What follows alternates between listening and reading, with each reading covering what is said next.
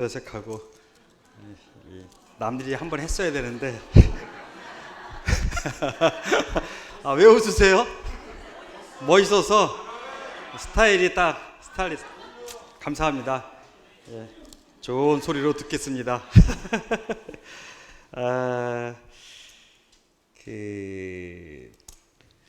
제가 지난주에 바이블 리딩이 끝나는데 지난 수요일 날 땡기네요.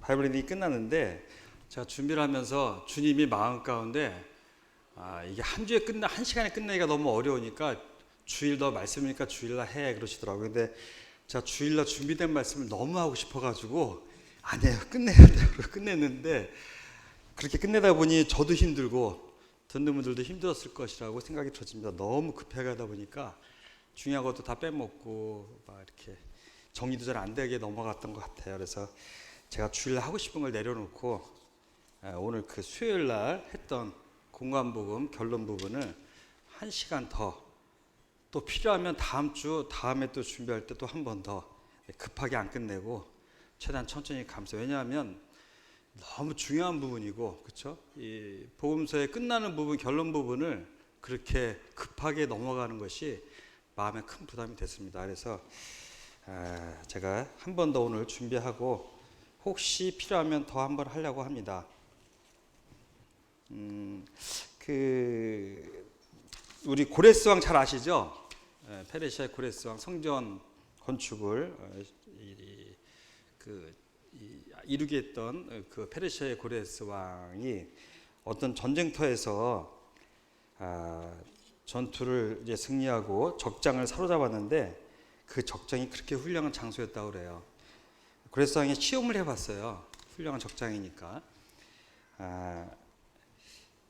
내가 네 생명을 살려준다면, 너에게 자유를 준다면 너는 나에게 무엇으로 보답하겠느냐 그랬을 때 이 장수가 그런 얘기를 했어요.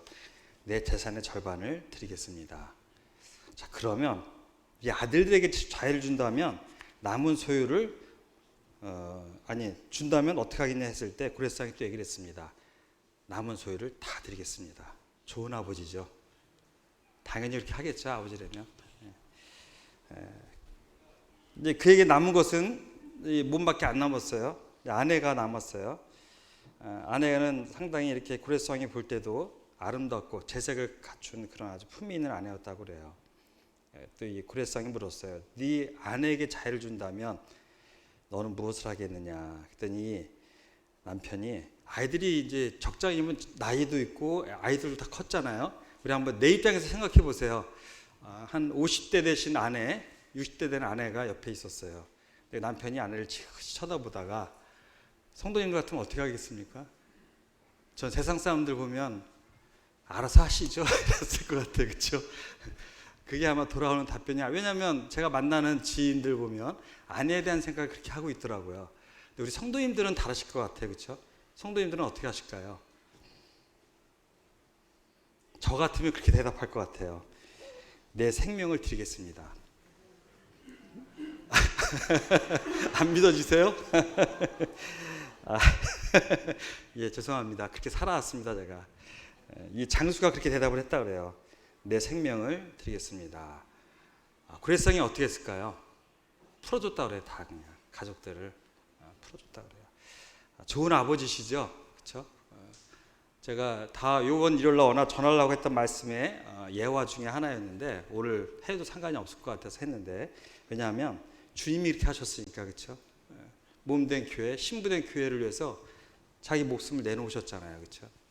그리고 그렇기 때문에 이 예화가 아무 이제 상당히 괜찮을 것 같더라. 이렇게 사용을 해도 상관이 없다 생각이 들었습니다.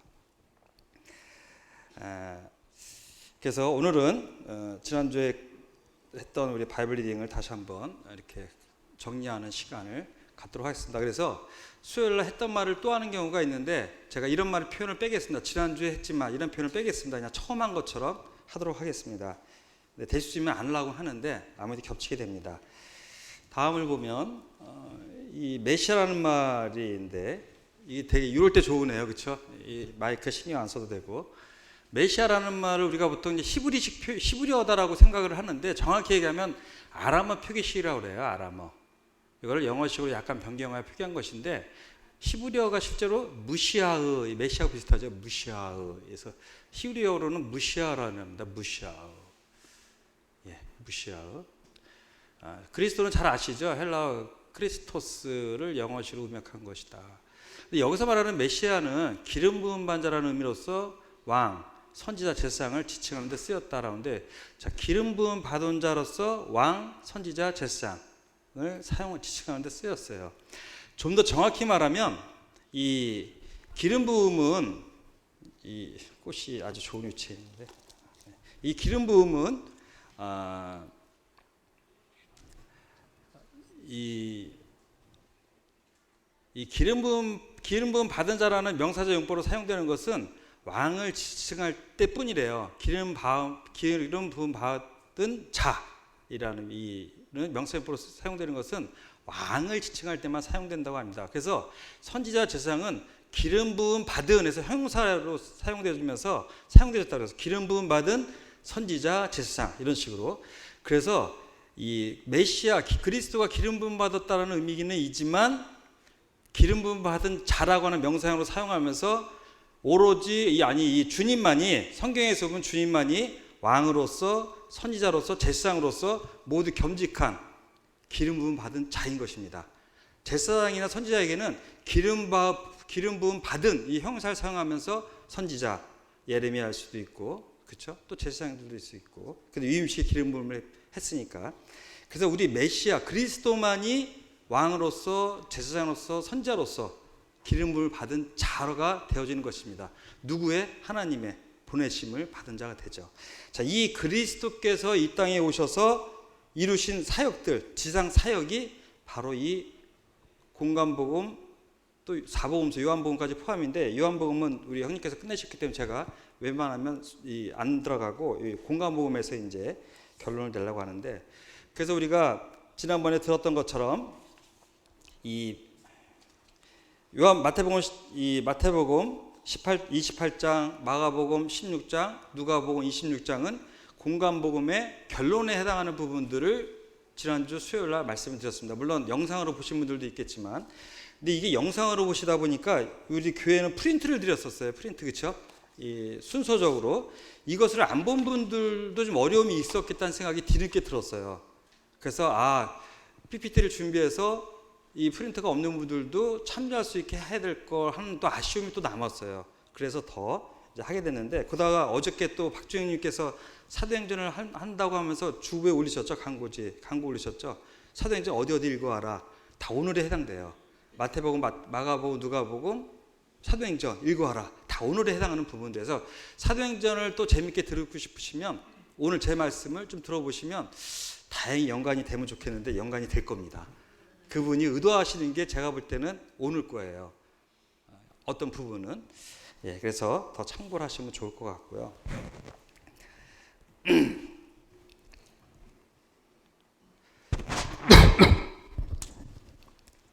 자, 우리 다음에 보시면 11제자가 갈릴리에 가서 예수께서 지시하신 산에 이르러 예수를 배웠고 경배하나 아직도 의심하는 사람들이 있더라. 예수께서 나와 말씀하시되 하늘과 땅의 모든 것을 내게 주셨으니. 이제 이 마태복음 28장 16절을 제가 폈는데요.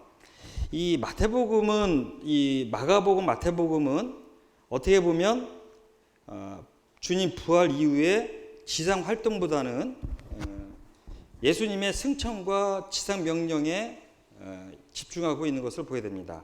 그렇죠? 그러니까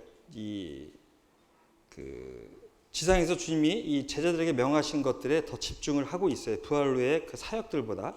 그러나 누가복음은 안 그렇죠. 누가복음은 엠마오로 가는 주제자 이런 식으로 그런 걸 다루면서 더 부활 후에 주님의 사역들을 집중하고 있는데, 자, 그러면 우리 마태복음에 보면 첫 번째 얘기했던 것이 우리 이런 부분입니다. 그렇죠?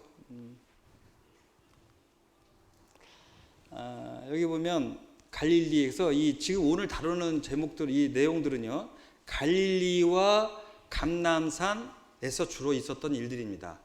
갈릴리와 감람산. 지난주까지는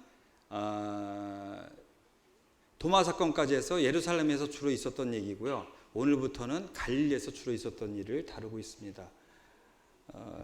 이 경배하나는 이것을 이제 제자들이 예수님을 스승으로서가 아니라 왕으로서 이제 경배하는 단어라고 했잖아요. 왕으로서. 근데 여기 보면 모든 권세를 내게 주셨으니라는 이 권세를 주셨으니 이 부분도 한번 우리가 좀 더 생각할 필요가 있다 생각이 들어지는데,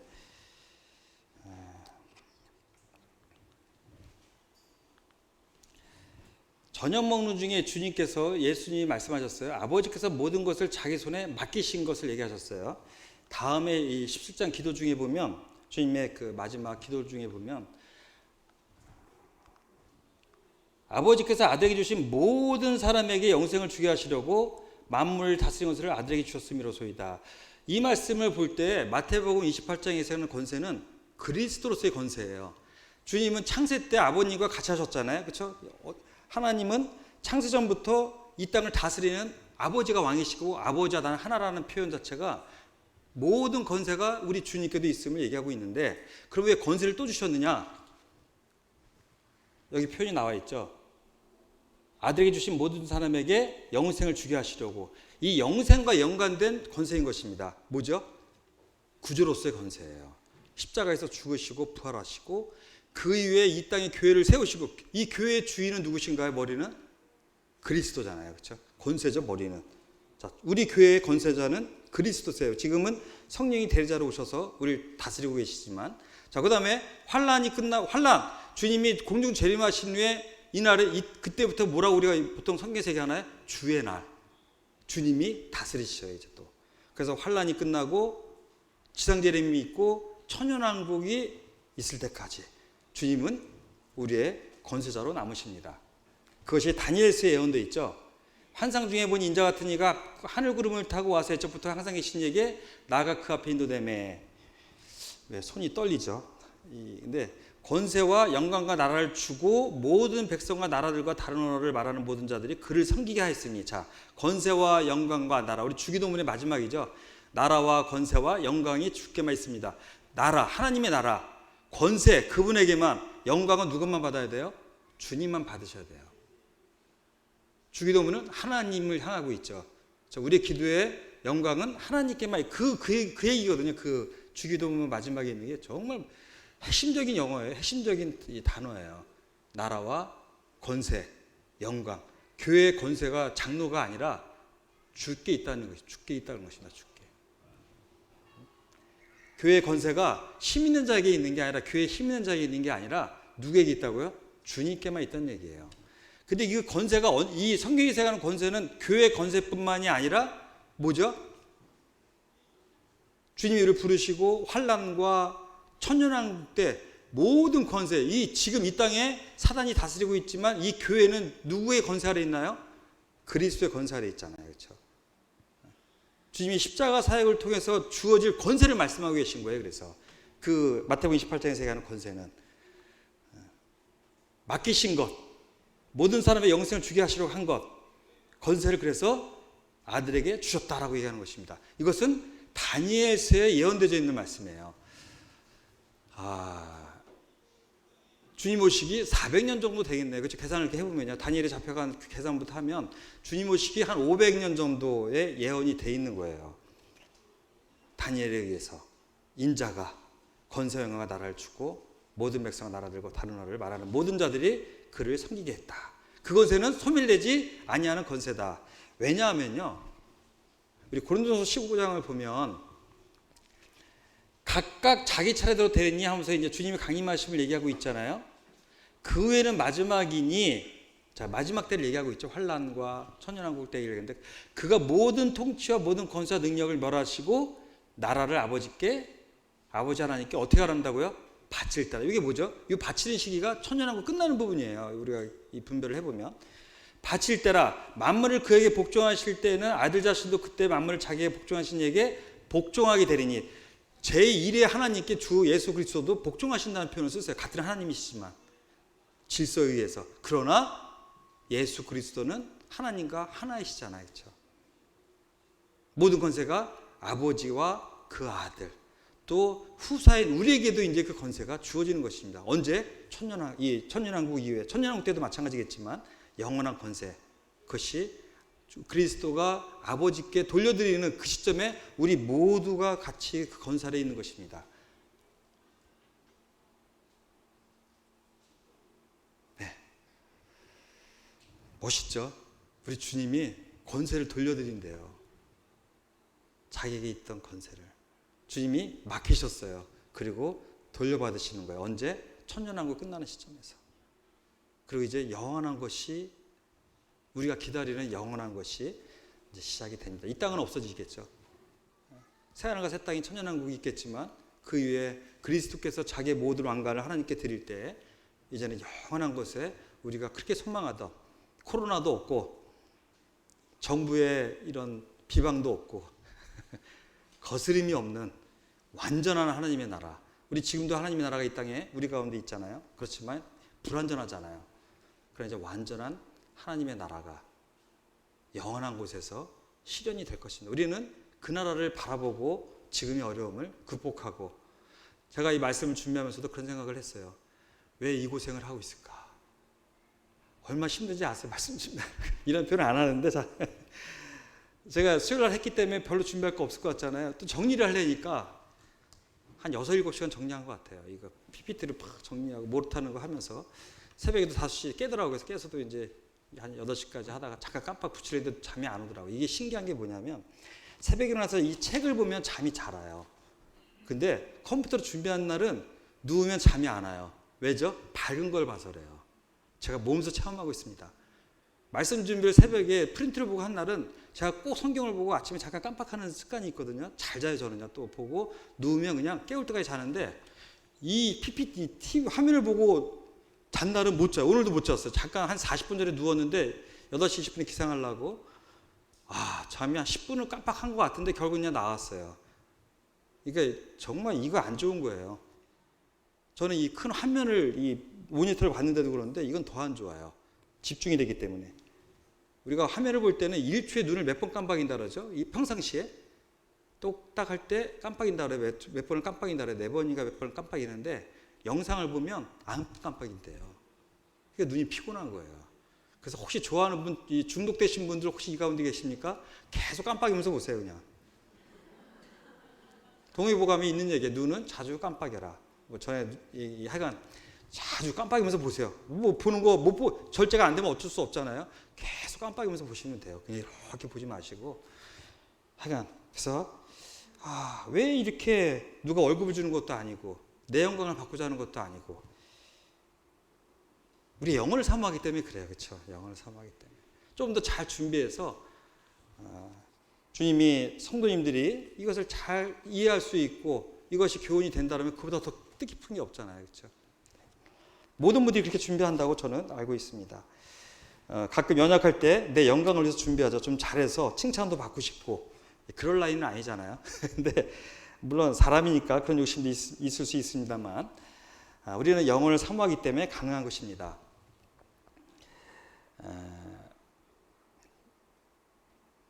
어쨌든 갈릴리에서 명한 산에서 지금 이 일들이 이루어지고 있는데요. 다음에 한번 볼까요?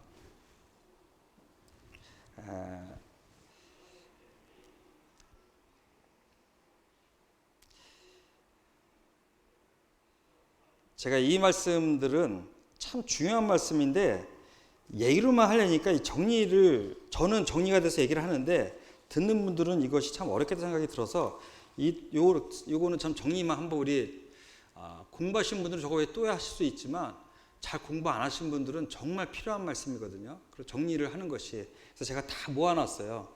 마태복음 28장, 마가복음, 죄송합니다. 16장인데 하나가 빠졌네요. 16장, 누가복음 24장, 사도행전 1장. 뭐죠? 주님이 지상명령을 정리해 놓은 것입니다. 각 말씀별로. 마태복음에서 뭐라고 얘기하셨나요? 가서. 복음은 앉아서 안 된다 그랬죠. 가서죠. 가서. 뭐 때로는 기도로 후원하기도 하지만 가서입니다. 또 어쨌든 누군가 가서 그 영혼을 데려고 왔기 때문에 교회에서 전도할 수 있는 거예요. 전도 시간에. 그렇죠? 그분이 알아서 걸어올 일은 거의 없죠. 가끔 주님이 불러서 오시지만 우리 주로 어떤 성도의 그 수고로 섬김으로 어떤 영혼이 교회를 와서 전도팀이 받아서 전도를 하게 됩니다. 그렇죠? 가서예요. 근데 그 가서가 어디였나요? 모든 민족의 모든 민족. 모든 민족을 제자로 삼으라 그랬어요. 그래서 마태복음에서의 복음은 제자라는 표현을 썼어요. 제자. 제가 말씀드렸잖아요. 구원받는 순간 그 당시 시대적 문화적 특징이 뭐였죠? 세례요한의 제자들, 주의 제자들, 바리새인의 제자들. 그 당시에는 누군가 따르기 시작하는 순간 제자가 돼요. 유대인의 문화 중에 하나였죠. 그래서 성경은 마태는 유대인을 향해서 쓴 이 성경에 제자라는 표현을 썼어요. 그가 그리스도를 영접하는 순간 제자가 되는 거예요. 이제 제자. 우리 주님의 제자가 되는 것입니다. 자, 그 다음에 마가복음은 한번 우리 같이 읽어볼까요? 마가복음은 읽는 게 집중이 좀 되거든요. 마가복음 16장 15절 한번 읽겠습니다. 시작.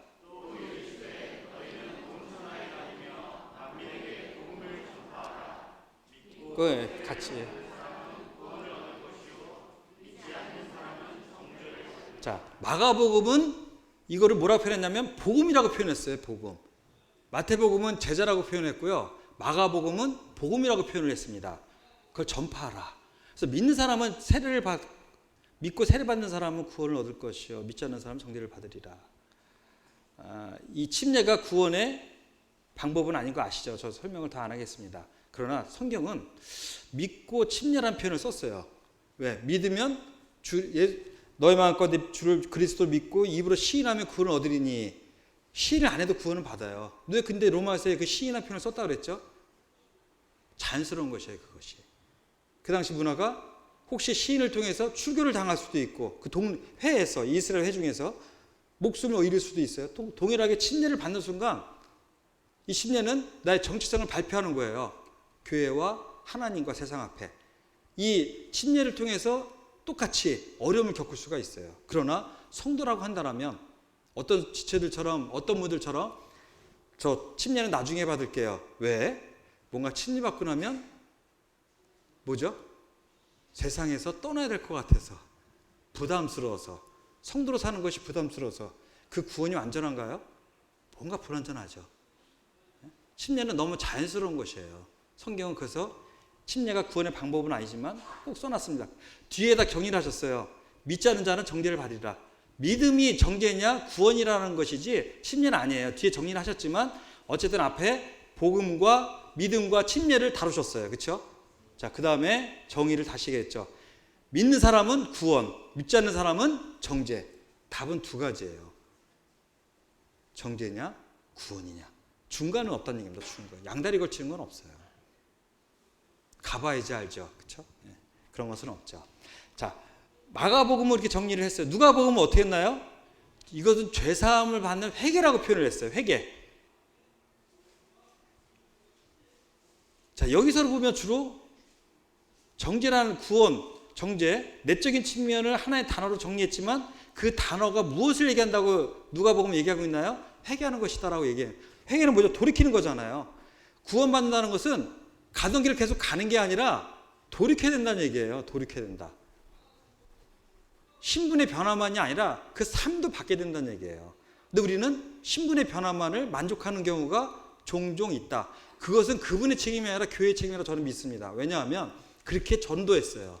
믿기만 하면 된다라는 이 뭔가 그 복음의 방법이 그냥 믿으면 되는 거지라는 인식을 갖게끔 한 것이 교회의 책임인 것입니다. 제 뒤에 또 얘기 말씀드릴 건데요. 그건 전적으로 정말 교회의 책임이에요. 그분이 믿기만 하면 됐죠. 좀 이따 이제 왜 그런지 말씀을 드리겠습니다. 죄사함을 받는 회개, 내적인 변화를 얘기를 했어요. 누가복음은요. 제가 이거 그냥 넘어갈 수가 없잖아요. 이게 정리해서 한번 보니까 좋으시죠? 아는 분들은 뭐 아시겠지만 모르는 분들은 새롭잖아요. 네? 마태가 얘기하는 거, 마가가 얘기하는 거, 누가가 얘기하는 거 다 달라요. 이 전도에 대해서 얘기하려는데 마태는 문화적 특성에 따라 제자 삼으라. 마가는 뭐라 했죠? 복음이라고 얘기를 했어요. 복음이죠 또. 누가는 뭐라고 얘기했나요? 죄사함을 받는 회개다 그것은. 근데 내적인 변화다. 침례는 외적인 것이라면 회개는 내적인 것이잖아요. 얼마나 이게 중요한 일인지 아십니까? 이 말씀들이. 바이블 리딩의 어려움이 한 말씀만 강의하면 쉽겠는데 이 세 네 말씀을 같이 하는 게 어려움이더라고요. 근데 제가 진작부터 이렇게 했으면 좋았겠다 생각이 좀 들었어요. 그냥 그때그때 정리해서. 왔다 갔다 하느라고 저도 정신이 없고 듣는 분들도 정신이 없고. 근데 이제 그동안은 사복음서 중에 하나만 집중해서 하면 됐어요. 좀 추가해서 조금. 근데 이 결론은 다르더라고요. 완전히 다르더라고요. 정말 다 보여드려야 돼요. 다. 네, 그렇습니다. 사도행전에서는 뭐라고 표현했냐면요. 내 증인이라고 표현했어요. 증인. 증인이란 말은 뭐라 그랬죠? 순교에서 유래된 말이라고 했잖아요. 이 당시에 증인은 죽을 수도 있어요. 죽을 수도.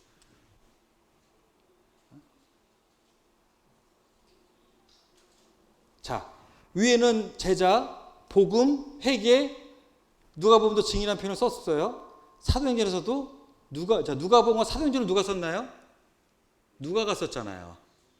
같은 말을 써요. 그래서 같은 말이 많아요. 예루살렘에서 시작하여 예루살렘과 온 유대와. 마테마가는 예루살렘이라는 표현을 안 썼어요. 그렇죠? 근데 누가는 계속 이것을 다루고 있습니다. 땅끝까지 뭐 하라고? 증인이 되라.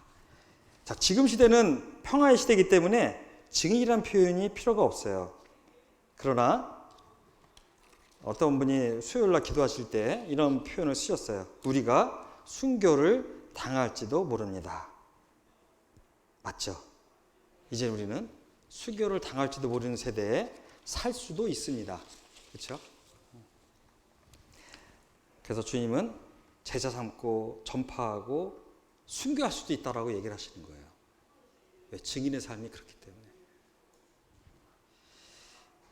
이제 다시 한번 정리를 하면, 자, 천하의 복음을 전파하라고 하셨죠. 누가는 죄사함을 받기는 회개라고 표현을 했고요.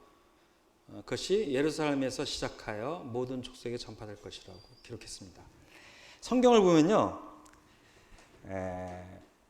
이 복음의 시작이 예루살렘인 것이 너무 확실하고요.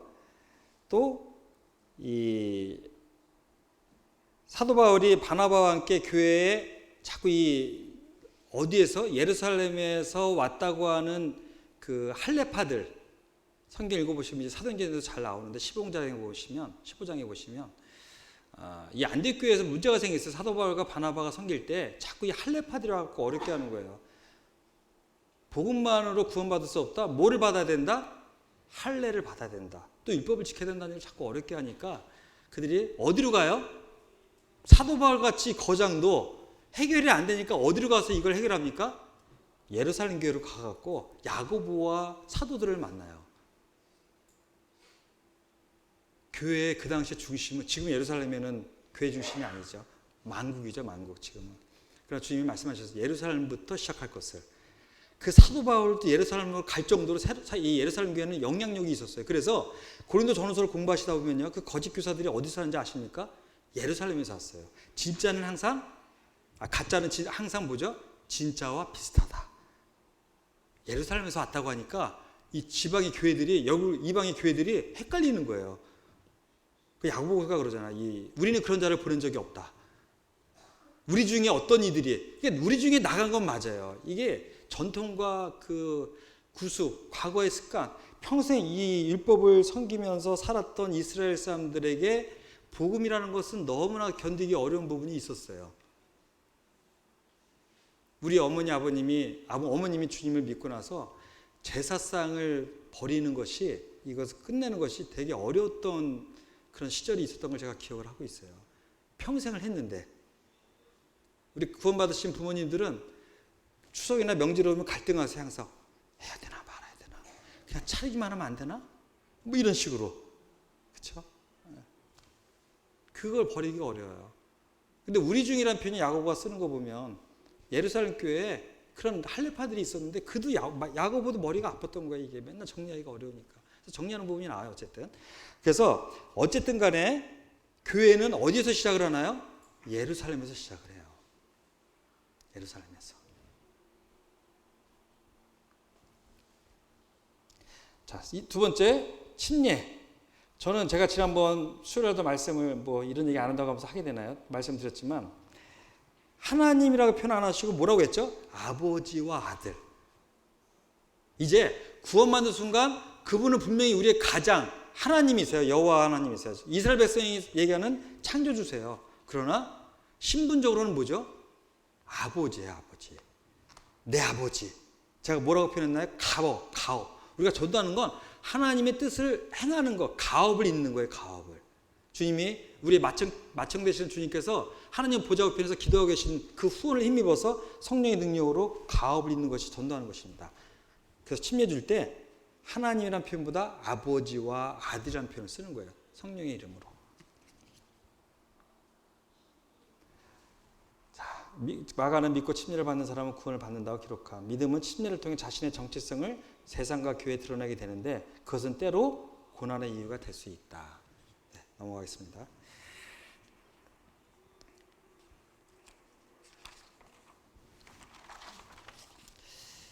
이 제자 삼는다는 표현, 우리 3번 구절을 한번 읽겠습니다. 3번 같이 한번 3번을 읽겠습니다. 시작.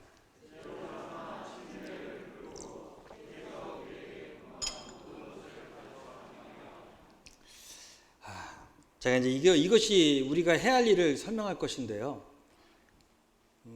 제자로 삼아 복음을 전했잖아요, 그렇죠? 그리고 회개하게 했어요. 침례를 베풀었어요. 자, 그 다음에 뭐라고 하셨나요? 우리에게 분만 모든 것을 가르쳐 행하게 하라. 우리 에스라서 골로새서 한번 같이 읽어볼까요? 에스라서 7장 10절, 골로새서 1장 28절입니다. 우리 같이 한번 읽겠습니다. 시작.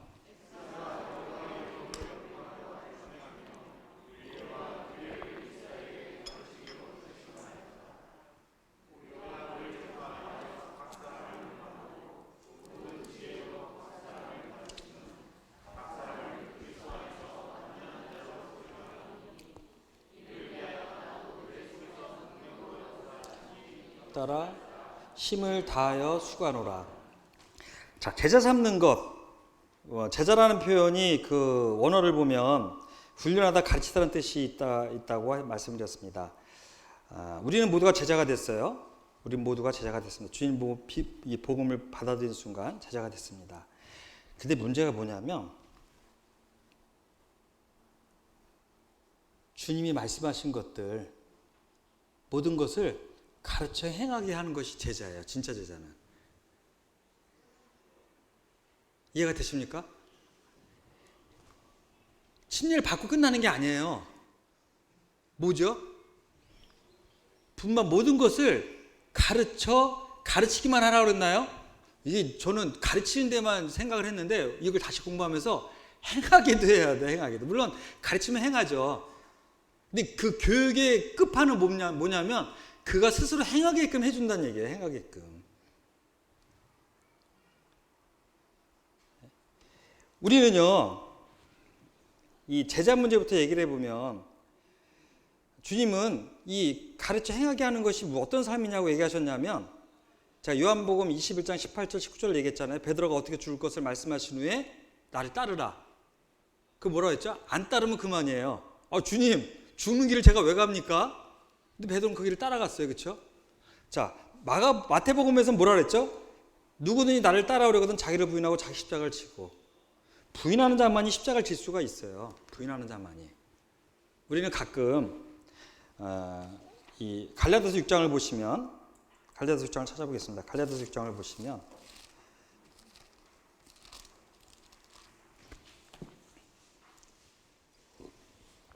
6장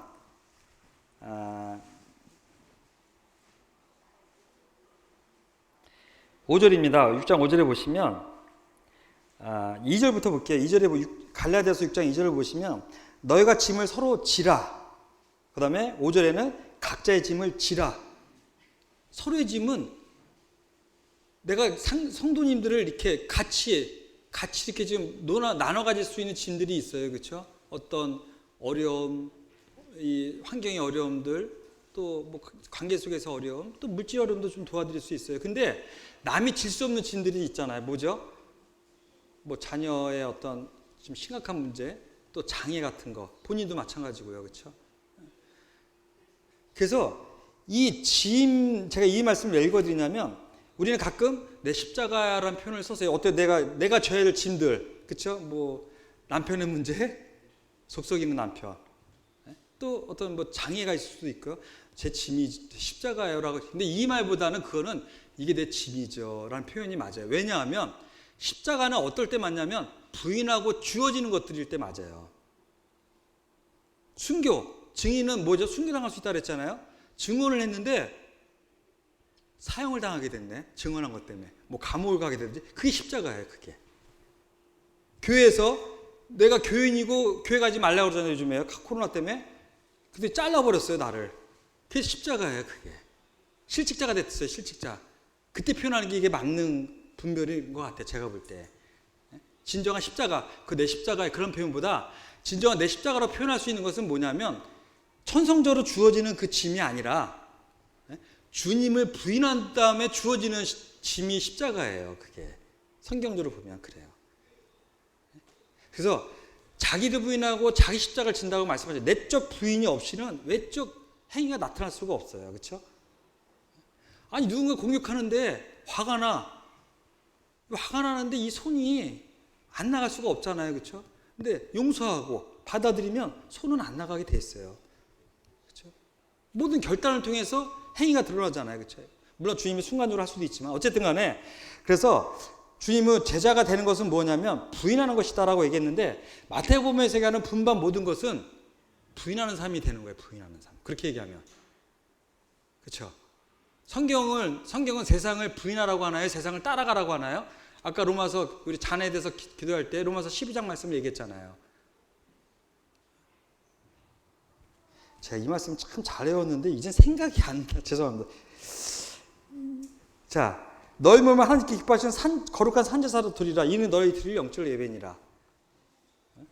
이 세대를 품받지 말고 변화를 받아 하나님의 선하시고 기뻐하시는 온전한 뜻이 무엇인지 분별하도록 하라. 세상을 본받는 것은 주님이 가르치는 게 아니에요. 영적 삶은요, 세상을 부인하는 거예요. 세상을 부인하는 거. 그것이 주님이 우리에게 분배한 것이에요. 그렇죠? 예수님이 공생 중에 우리에게 분배한 것들이 세상을 따라가라고 가르치셨나요?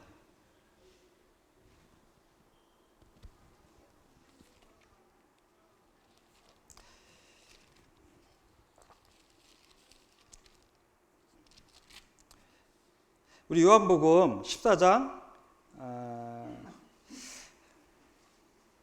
26절. 제가 수요일 이걸 읽어드리고 싶었는데 이게 생각이 안 나가지고 읽어드리지 못했습니다. 정말 읽어드리고 싶었던 말씀이 이거였는데 16장이 아니라 요한복음 14장 26절에 보면 보혜사 곧 아버지 14장 26절입니다. 요한복음 14장 26절. 보혜사 곧 아버지께서 내 이름으로 보내실 성령 그가 너희에게 모든 것을 가르치고 내가 너에게 말한 모든 것을 어떻게 한다고요? 생각나게 한다고 그랬어요. 이 제자들은요, 주님이 부활을 그렇게 4번 얘기하셨는데도 기억을 못하고 있었고, 그렇죠?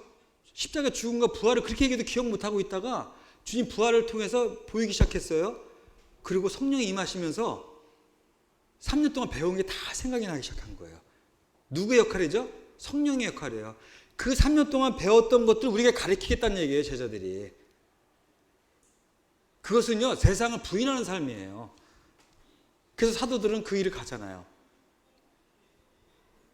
11명 중에 12명 중에 새로 세워진 마띠아를 포함해서 11명은 순교를 당하고 1명 사도 요한만 밤모습에 유배도 되고 내가 사도 요한이라면 정말 죽는 게 좋았을 것 같아. 나도 베드로처럼 저렇게 영광스럽게 죽는 게 낫지. 이게 뭐야.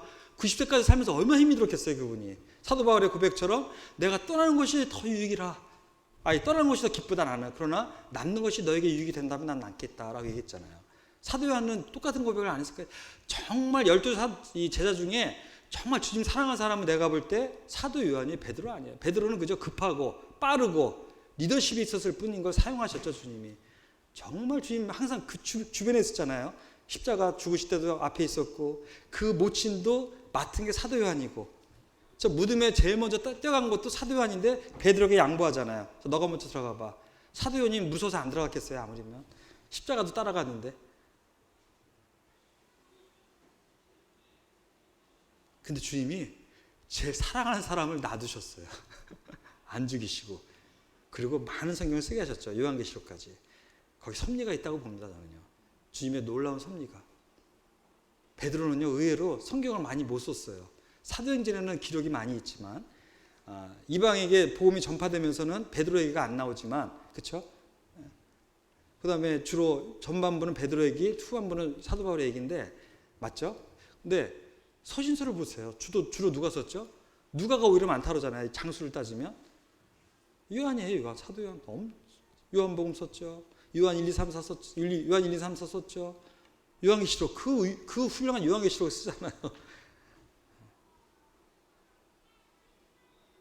정말 사랑하는 자에게 자기를 나타내시는 게 하나님의 섭리가 맞는 것 같아요. 성경 많이 본다고 그분이 자기를 보여주시는 게 아니에요.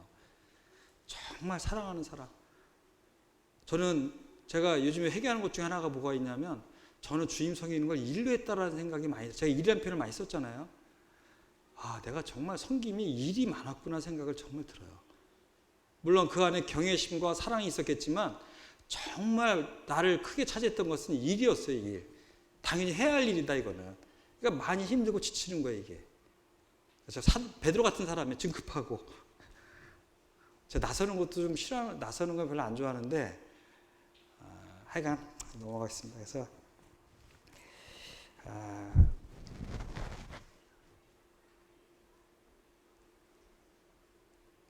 우리는 제자의 삶을 살아야 될 것입니다. 누가복음 14장에서도 보면 망대를 질 때 헤롯이 망대를 질 때 계산하고 지 않기 때문에 중간에 포기하고, 전쟁할 때 숫자를 계산하지 않기 때문에 중간에 포기하고, 실제로 이 그리스도의 진정한 제자의 삶은 쉽지가 않은 길이기 때문에 생각하라는 거예요. 자, 교회에 보면 많은 분들이 잘 섬겨요. 섬기니까 칭찬받네? 그럼 나도 해봐야지. 근데 막상 해보니까 어때요? 쉽지가 않거든요. 교사가 되는 것도 매번 준비해야 돼요.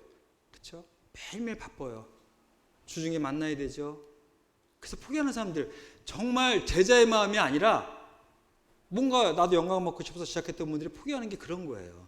제자 삶이 쉽지 않은 건 맞습니다. 근데 시킨 대로 하면 해요. 시킨 대로 하면. 그냥 가르쳐 주신 대로 말씀을, 처음에 제자 삼은 그 스승을 따라 말씀을 배우고 또 자기를 져서 복종시키면 어느 순간에 보면 그래도 그 길을 가고 있어요. 그래도. 우리 구원받자마자 너를 부인하고 십자가 지라는 소리 안 해요. 그렇죠? 아기에게 그런 얘기 하나요? 깐난 아기에게?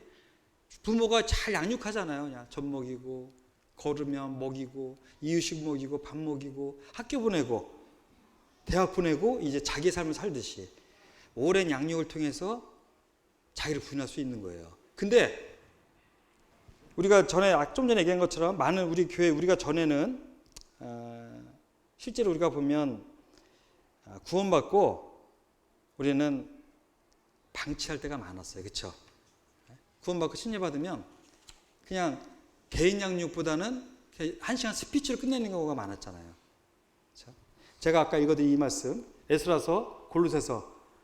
에스라는 뭐라고 표현하나요? 준행하고 연구, 준행, 연구, 준행이에요. 연구, 준행.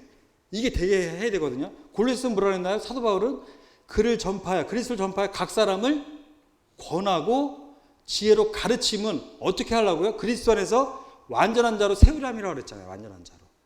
사도 바울은 이걸 통해서, 이걸 위해서 무엇을 한다고요? 내 속에서 능력을 역사하시는 이해, 성령의 역사를 따라 힘을 다해 수고한다. 성령이 내 안에 주시는 부담을 따라 내 몸은 따라가라는 얘기예요. 제가 의지를 앞서지 않는다 그랬잖아요. 하나님은요. 그러면 사도 바울 같은 이 훌륭한, 물론 제자들은 복이 많아요. 하나님 주님 같은 훌륭한 선생님을 만나서 배웠잖아요.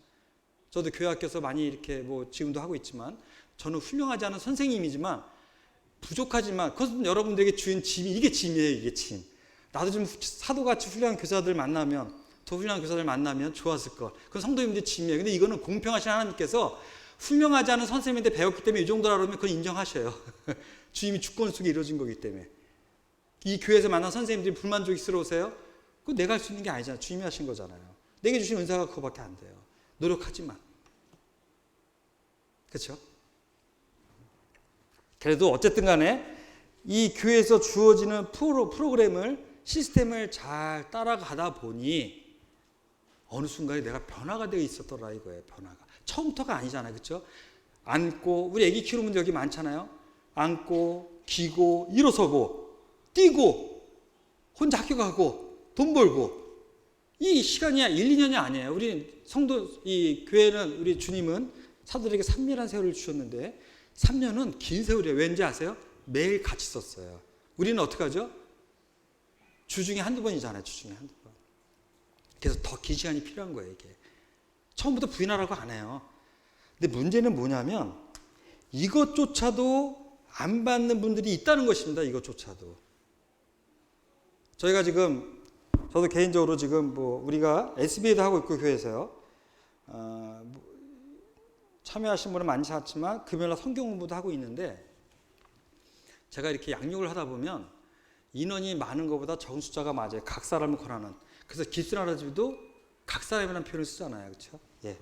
그래서 성경 공부를 하고 있는데 SBA를 마치신 분들도 할 수만 있으면 성경 공부를 하셔야 돼요. 이 SBA의 종점은 어디라고 했죠? 성경 공부예요. 근데 이건 시스템으로 좀 보완이 지금 어려움이 있어서 우리가 안 하고 있는데, 자원으로 하는 분들이 이 금요일날 모여서 성경 공부를 하고 있거든요. 성경 공부를 해보면 SBA와 또 달라요. 또 달라요. 너무 좋아요. 거기는 따로 선생님이 없어요. 같이 하는 건데요. 준비한 것들을 서로 지지하려고 또 하게 되고, 그렇죠? 발표를 해야 되니까 준비하게 되고, 따로 선생님이 없으니까 같이 주고받으면서 얼마나 좋은지 몰라요. 저는 개인적으로 너무 좋아요. 다른 분들은 모르겠는데 벌써 한 2년 됐더라고요. 이렇게 한 지가. 너무 좋아요. 할 수 있으면 성경 공부를 하셔야 돼요. 그래서 SBA 끝나셨어요? CTA 끝나셨어요? 성경 공부를 가셔야 돼요. 이거조차 안 하신 분들은 이 말씀대로 안 되고 있는 거예요. 지금. 네, 애석하게도 우리가 전에는 교회에서 이걸 시스템이 없었어요. 근데 지금은 있잖아요. 성도교회는요. 그래서 제가 그런 표현을 쓴 것입니다. 그분이 구원받으면 됐죠라는 표현을 쓰는 것은 그 사람의 책임이 아니라 누구의 책임이라고요? 교회의 책임이 커요. 솔직히 안 가르쳤으니까. 그러나 지금 우리가 하고 있잖아요. 그러나 전국의 모임들 방문해 보면 뭐 이것은 안 하겠습니다. 이 말씀이 공개적으로 나가니까. 어쨌든 간에 우리는 어쨌든 연약하지만 하고 있으니까 최대한 참여하셔서, 몰라도 참여하셔서 변화되셔야 돼요. 가르쳐 어디까지 가야 된다고요? 행하는 데까지. 이게 그리스도의 삶이에요. 구원받은 거로 끝나는 건 그리스도의 삶이 아니에요. 네. 또 다음에 해야겠습니다. 끝내려고 안 하니까 좋으네요. 그냥 천천히 오다가 보니 또 여기까지밖에 안 왔습니다. 그래서 제자의 삶을 사는 성도님이 되어지기를 기도합니다. 감사합니다.